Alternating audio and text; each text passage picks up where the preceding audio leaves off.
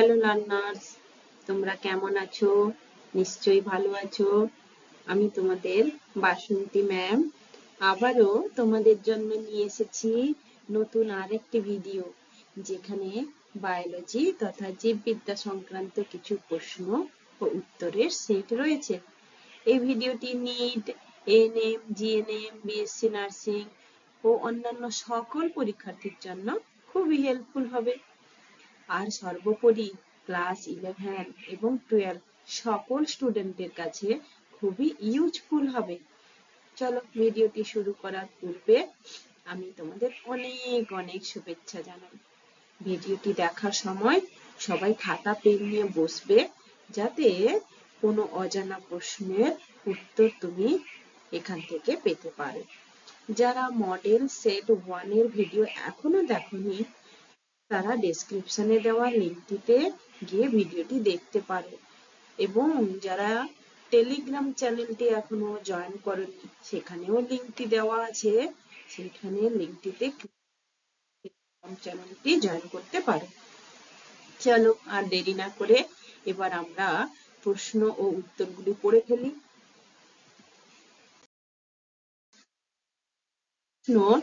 উদ্ভিদ বিজ্ঞানের যে শাখায় উদ্ভিদের নামকরণ, শ্রেণী শনাক্তকরণ, শ্রেণীবিন্যাস পদ্ধতি নিয়ে আলোচনা করা হয়, তাকে বলে কি? তাকে ট্যাক্সোনমি বলে। ইকোলজি, মরফোলজি, জুওলজি, তো কোনটি হবে? কোনটি হবে ট্যাক্সোনমি। কারণ কি না, আমরা দেখেছি যে ট্যাক্সোনমি এমন একটি শাখা জীববিজ্ঞানে, যেখানে শনাক্তকরণ, নামকরণ ও শ্রেণীবিন্যাসের মধ্য দিয়ে একটি উদ্ভিদ বা প্রাণীকে সজ্জিতকরণ করা হয়। এখানে প্রধানত 3টি ধাপ আছে: একটি আইডেন্টিফিকেশন বা শনাক্তকরণ, নোমেনক্লেচার বা নামকরণ, শ্রেণীবিন্যাস বা ক্লাসিফিকেশন। নেক্সট প্রশ্ন দেখো, নিচে কোন বিবৃতিটি সঠিক নয়? হার্বেরিয়াম হলো শুষ্ক সংরক্ষিত উদ্ভিদের নমুনা। সংগ্রহালয়ে উদ্ভিদ ও প্রাণীর ছবি সংগৃহীত থাকে। বোটানিক্যাল গার্ডেন হলো জীবন্ত উদ্ভিদের নমুনা। এর কি একটি শ্রেণীবিন্যাস সংক্রান্ত সহায়ক? এখানে কোনটি হবে? সংগ্রহালয়ে উদ্ভিদ ও প্রাণীর ছবি সংগৃহীত থাকে। এটি একটি হার্বেরিয়ামের ছবি দেওয়া হয়েছে, যেখানে উদ্ভিদ এবং উদ্ভিদকে প্রধানত শুষ্ক করে সংরক্ষণ করা হয়। এভাবে কাগজের উপরে উদ্ভিদকে আঠা দিয়ে লাগিয়ে সংরক্ষণ করে রাখা হয়। মিউজিয়াম বা সংগ্রহালয়ে বিভিন্ন ধরনের হতে পারে, যেমন আমরা কোনো প্রদর্শনী উদ্ভিদ সংক্রান্ত হতে পারে, কোথাও বায়োলজি সংক্রান্ত, ম্যারিন বায়োলজি বা মৎস্য বিজ্ঞান সংক্রান্ত হতে পারে, বা অন্যান্য প্রাণীর সামগ্রিক বৈশিষ্ট্য, অন্যান্য প্রাণী, হারিয়ে যাওয়া প্রাণী, তাদের অনেক নমুনা সেখানে থাকতে পারে। এরকম বিশেষ কতগুলি যে মিউজিয়াম রয়েছে পৃথিবীতে, তার মধ্যে সবচেয়ে বেশি উল্লেখযোগ্য হলো ন্যাশনাল ম্যারিন অ্যাকোয়ারিয়াম, যেটা পলিমাউথ যুক্তরাষ্ট্রে রয়েছে। ম্যারিন বায়োলজি মিউজিয়াম চীনে রয়েছে। ন্যাশনাল ফিশারি মিউজিয়াম মালয়েশিয়ায় রয়েছে। এইগুলি হচ্ছে পৃথিবীর বিশ্ববিখ্যাত মিউজিয়াম। ওয়েস্টার্ন ঘাট হটস্পট এর অন্তর্গত রাজ্য কোনগুলি? ওয়েস্টার্ন ঘাট হটস্পট হচ্ছে আমাদের ভারতবর্ষে যে 4টি হটস্পট জোন রয়েছে তার মধ্যে একটি। কিন্তু কোন কোন রাজ্য নিয়ে হয়? তো তামিলনাড়ু আর কেরল রাজ্য নিয়ে এই হটস্পট জোনটি গঠিত হয়। দেখো এখানে ম্যাপে ছবিটি দেওয়া হয়েছে। বিজ্ঞানী হুইটেকারের 5 রাজ্য শ্রেণীবিন্যাসে নিম্নলিখিত কোনটি অন্তর্গত নয়? কোনটি অন্তর্গত নয়? Protista, Mammalia, মনেরা, plenty. এখানে কোনটি হবে? এখানে হবে ম্যামেলিয়া। ম্যামেলিয়া যে অ্যানিমেলিয়া আছে তারই একটি শ্রেণী। এখানে দেখো ছবিতে দেওয়া হয়েছে মনেরা, প্রোটিস্টা, অ্যানিমেলিয়া, ফাঙ্গি আর প্ল্যান্টি। পরের প্রশ্ন দেখো, কেমোসিনথেটিক ব্যাকটেরিয়া হলো কি?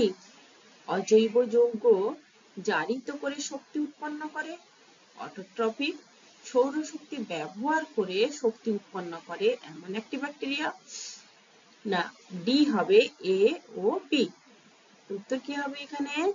এ এবং বি হবে উত্তর। অর্থাৎ এখানে অজৈব যৌগ জারিত করে শক্তি উৎপন্ন করে এবং এদেরকে অটোট্রফিকও বলা হয়। দেখো, কেমোসিনথেটিক ব্যাকটেরিয়া হলো এমন জীব যারা আলোর প্রয়োজন ছাড়াই জৈব বা অজৈব পদার্থের জারণ থেকে প্রাপ্ত শক্তি ব্যবহার করে জৈব যৌগকে সংশ্লেষ করে। ব্যাকটেরিয়াগুলি এই গ্রুপের অটোট্রফিক, রাসায়নিক শক্তি ব্যবহার করে নিজস্ব খাদ্য তৈরি করতে পারে। পরের প্রশ্ন দেখো, মাটির উপরিভাগে মাশরুমের অংশটি দেখা যায়, তাকে কি বলা হয়? জাইগোস্পোর, ব্যাসিডিওকার্প, অ্যাসকোগোনিয়াম, অ্যাসকোকার্প।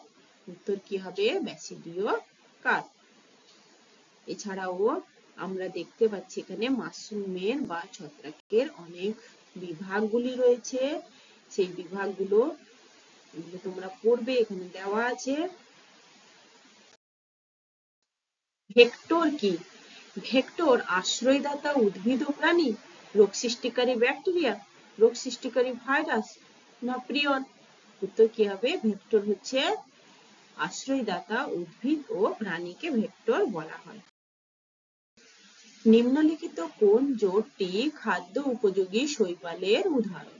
বলো এখানে নিম্নলিখিত কোন জোটটি? অর্থাৎ এখানে কতগুলি শৈবালের নাম দেওয়া হয়েছে, ল্যামিনেরিয়া, ক্লোরেল্লা, মার্সেলিয়া ও স্পাইরোগালিয়া, কারা, ভলভক্স, নস্টক, সাইকাস। তো এর মধ্যে কোন জোটটি সঠিক? ল্যামিনেরিয়া ও ক্লোরেল্লা জোটটি সঠিক। এগুলি খাদ্য হিসাবে ব্যবহৃত হয় কারণ এখানে অনেক খাদ্য উপাদান রয়েছে, যেমন প্রোটিন, ভিটামিন, খনিজ লবণ। এটি পরিপূরক খাদ্য হিসাবেও ব্যবহৃত হতে পারে।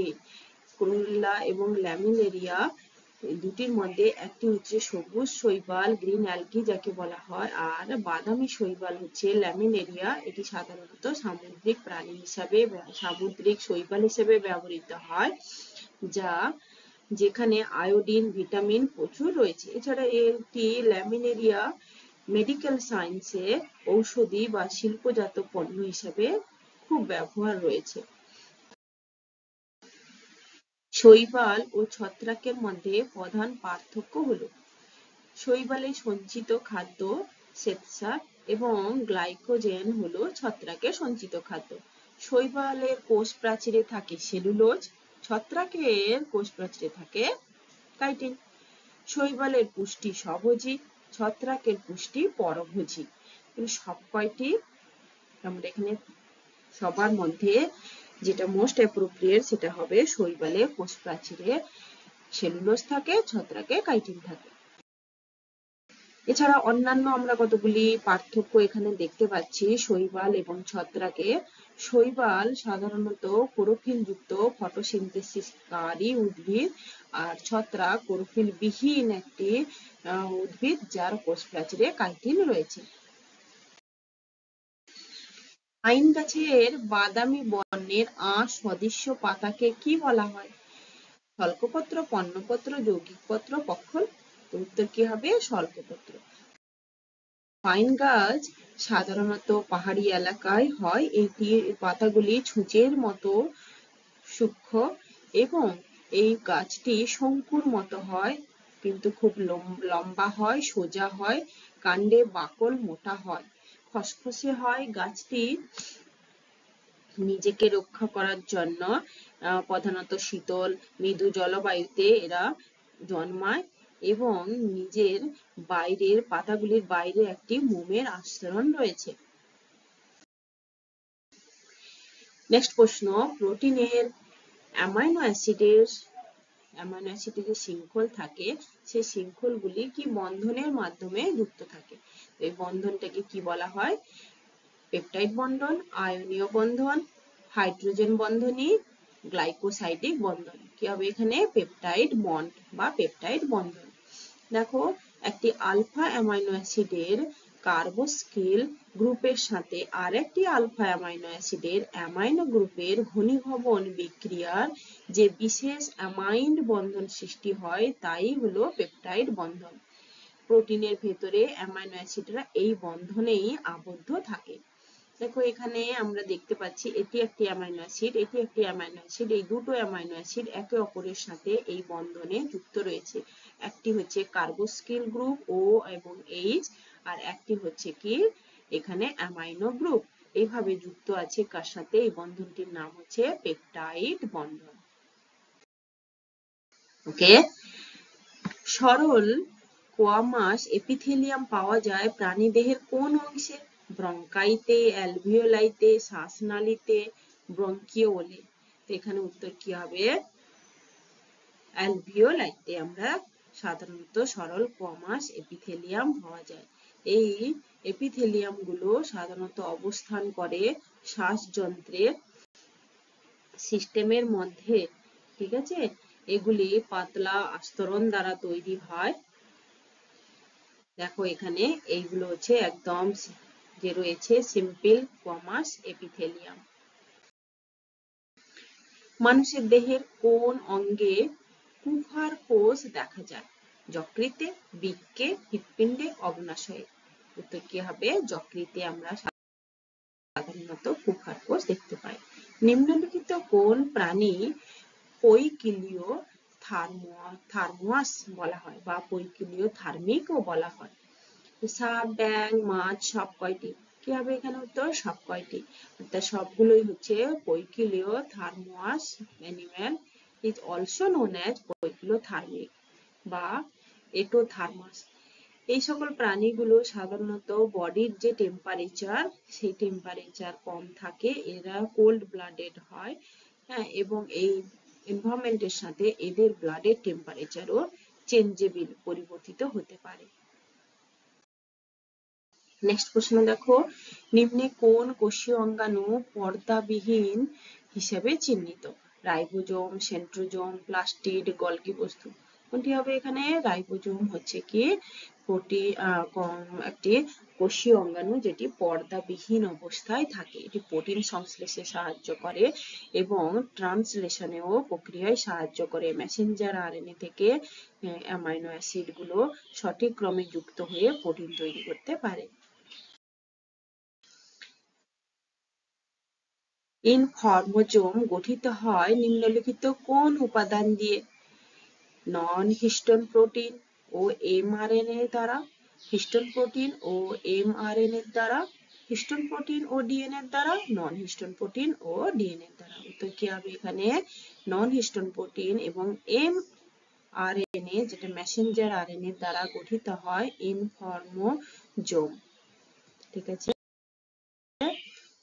এটি একটি ক্রমে সজ্জিতকরণের একটি প্রশ্ন, যেখানে সপুষ্পক উদ্ভিদের নিষেক পদ্ধতি কতগুলি স্টেপের মধ্য দিয়ে হয়, সেই স্টেপ গুলোকে পরপর তোমাদের সাজাতে হবে। প্রথম বলা হয়েছে টিপ্লয়েড শস্য নিউক্লিয়াসের উৎপন্ন হয়। জাইগোটটি বারবার বিভাজিত হয়ে ভ্রূণ গঠন করে। পুংকেশর থেকে পরাগরেণু স্ত্রী স্তবকের গর্ভমুণ্ডে স্থানান্তরিত হয়। ডিপ্লয়েড জাইগোটটি গঠিত হয়। তো কোন অপশন গুলো হবে এখানে? অপশন এ হবে, যেখানে আমরা 3 নম্বর, যেখানে আমরা এটা 3 নম্বর হবে। 3 নম্বর, পুংকেশর থেকে পরাগরেণু স্ত্রী স্তবকের গর্ভমুণ্ডে স্থানান্তরিত হয়, এটা হবে প্রথম।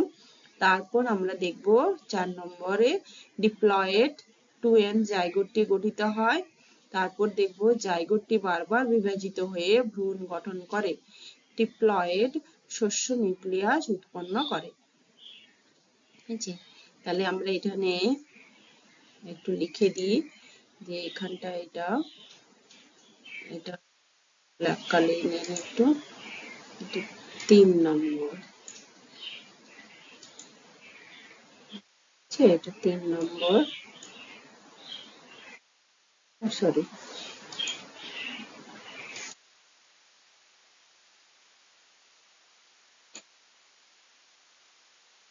6 নম্বর এখানে